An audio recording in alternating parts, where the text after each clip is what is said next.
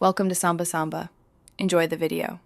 You start by confirming the current Knox version and taking a full backup of configs, certificates, and user data. This prevents rollback pain. Once done, validate Java and OS package versions against the new Knox requirements, because mismatches cause runtime failures. Next, download the Knox release binary plus checksum to a staging host that mirrors your production environment and verify checksums immediately so you don't proceed with a corrupted installer. You put Knox into maintenance mode, then stop gateway services and drain any in-flight connections. This reduces client impact and prevents state corruption.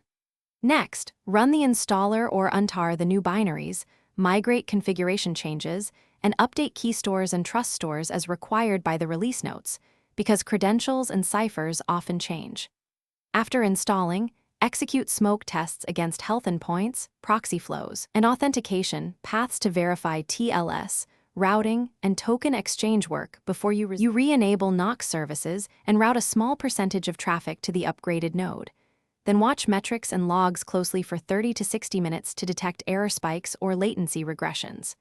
Make sure integrations, LDAP, SSO, Hadoop services, and client compatibility are fully validated because subtle auth changes break clients.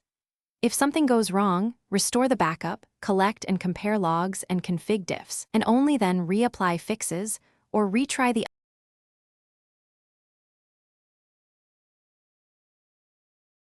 Thanks for watching. Consider subscribing if we helped you.